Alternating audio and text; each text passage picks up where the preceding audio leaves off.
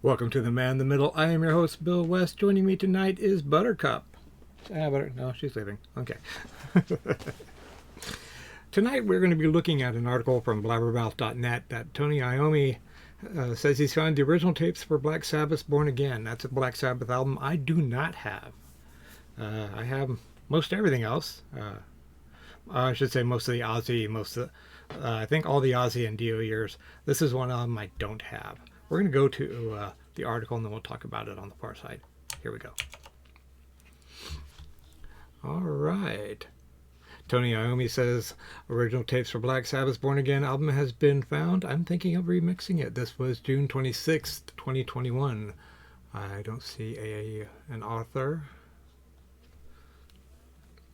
Tony Iommi says he is contemplating remixing Black Sabbath's Born Again album for a future release. Issued in August 1983, Born Again was the only album Sabbath recorded with lead vocalist Ian Gillan, known for his work on Deep Purple. It was also the last of Sabbath studio albums to feature drummer Bill Ward. In an interview with Newsend 24 to promote the reissue of Sabbath's Sabotage LP, Iommi spoke about his plan to release deluxe album versions of other albums from the band's catalog. There should be a box set from the Tony Martin era, 1987 to 91 and 94 to 96, the guitarist said. I'm also thinking of remixing the album Born Again, the one with Ian Gillan, now that we have found the original tapes. Following the departure of lead singer Ronnie James Dio and drummer Vinny Appice after the studio mixing of the Live Evil album, Black Sabbath was once again on the lookout for another lead vocalist to fill the significant void left at the stage front. The band turned to Gillan. The resultant album and live touring certainly made for one of the more curious associations in the world of heavy metal. Much of this era of Black Sabbath has passed into rock folklore and was actually the source of the material used in the documentary movie This Is Spinal Tap. From the replica stage production of Stonehenge, which was too large for some of the venues on the world tour, to the employment of a dwarf to dress up and play the part of the Devil Baby from the LP front cover, the world of Black Sabbath took on a distinct air of the surreal. While the received Born Again album and live dates succeeded in stoking the embers and kept Sabbath flames burning, this would ultimately be a marriage built on more than friendship and respect, as opposed to any long-standing and compatible musical association. After one tour, Ian Gillan would eventually bid farewell and rejoin his own sparring partners for the Mark II reunion of Deep Purple, and leave Black Sabbath once more gazing into the crystal ball, hoping the face of yet another lead vocalist would reveal itself. For Iommi, Geezer Butler, Ward, and Gillan, and keyboardist Jeff Nichols would work swiftly. I'm sorry if you're hearing the barking. My dog is going crazy back there. In May of '83 at Manor Studios in the village of Shipton, Shirewell, Oxfordshire.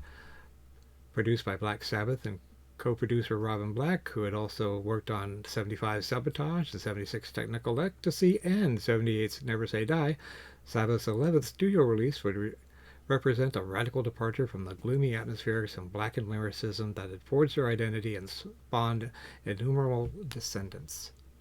Gillan's approach to songwriting spoke a lighter-hearted approach to what had, until then, been the primary concern of Butler. Album Opener Trash, for instance, was inspired by Gillan's boozed-up race around the manor's grounds and Bill Ward's car that ended in near catastrophe in a wrecked vehicle. Disturbing the Priest was the result of a door in the studio having been left open during playback, and a local vicar appearing in the doorway asking for the volume to be turned down, as it was a disturbing choir practice in the adjacent village. For all its off-kilter appearance, however, Born Again was still Sabbath through and through. Musically twisted and possessed with more than a whiff of brimstone, the album is a thrilling glimpse into an alternate world. In a 2018 interview with SiriusXM, Gillan said that Born Again began with a bender at the Bear Inn, one of the oldest pubs in Oxford, England. How it started was just because we got drunk together one night, said Deep Purple frontman. I went for a drink with Tony and Geezer, and we ended up under the table, and I can't remember much more than happened. I got a call from my manager the next day saying, "Don't you think you should call me if you're going to make decisions like this?" I said, "What are you talking about?" He said, "Well, apparently I just got a call. You agreed to join Sabbath." So that's how it happened. I was kind of loose anyway.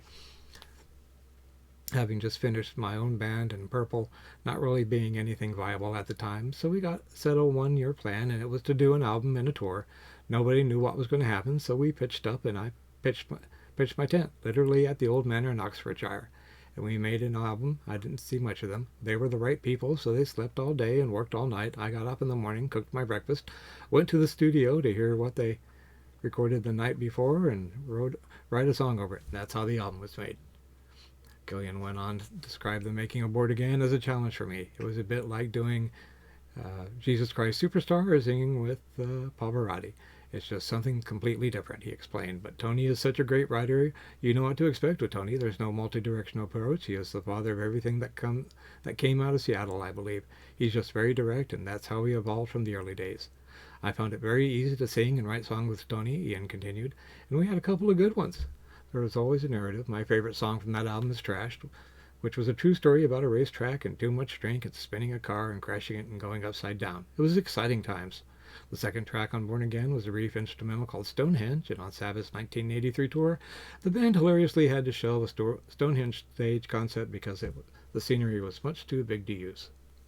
We had a production company called Light and Sound Design. They were in Birmingham, where the band was based, Gillian recalled, and after a rehearsal of one day, we had a kind of meeting to go to the office, and while we were walking through these corridors, one of the guys said, "By the way, anyone got a concept for the stage set or anything?" And Geezer Butler said, "Yeah, Stonehenge." And the guy said, "Wow, that's great."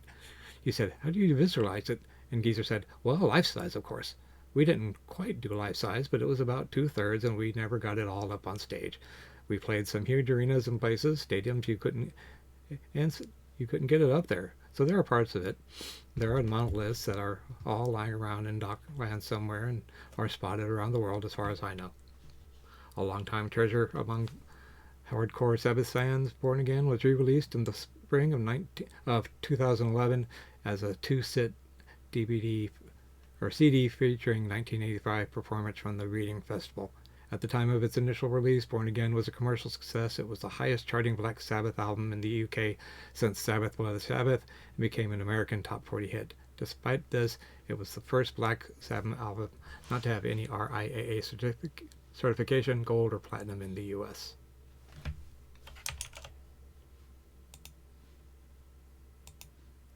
Okay, I remember 83 when Born Again came out. I didn't like the cover. That little devil baby sort of scared me, and I was a brand new Christian at the time, and I really didn't want to be affiliated with something like that or have somebody see something like that in my car or at home. So I didn't buy it. And as much as I liked the Mob Rules, I think between the Mob Rules, which I didn't pick up until after 82 or so, maybe later. I didn't get really into heavy metal music, I would say, until 84 or 85. I had just left Biola University and I was trying to find my way in the world.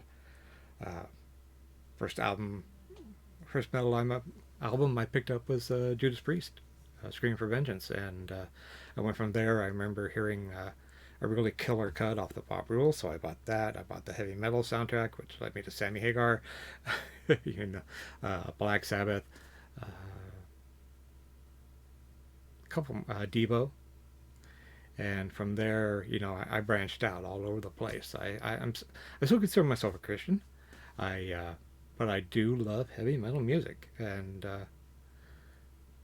you know, I sort of regret not picking up Born Again at the time, and I haven't found it since, or I probably would have. Uh, I have most of Black Sabbath's, like I said earlier before the article. I have most of Black Sabbath. I have all their Ozzy. I have all their Dio. Most of their Ozzy. I'm not sure if I have everything or not. I have Heaven and Hell with Dio, and uh, the newer, the 13, and the last concert. So I would say I'm a Sabbath fan. But there's some of the years with the other singer I haven't picked up either. one of these days. But I'm looking forward to I'm looking forward to the re-release of Born Again, the remastering. I think I'll wait until all that comes out. Okay, I hope you liked what you heard tonight. If you did, please give me that thumbs up. Drop a comment down below. Why not, become a member of the channel if you're not already? As you see today, I tend to blather on about anything that I enjoy, whether it be an unboxing video for something I got in the mail, or an article I've seen here, or an episode of TV I particularly liked or particularly disliked. I'll talk about it. Uh, Weekends are the busiest for me because I work 10-hour shifts, Monday through Thursday, and not a lot of time to be recording things then. I will talk to you soon, I hope. You guys take care. Good night.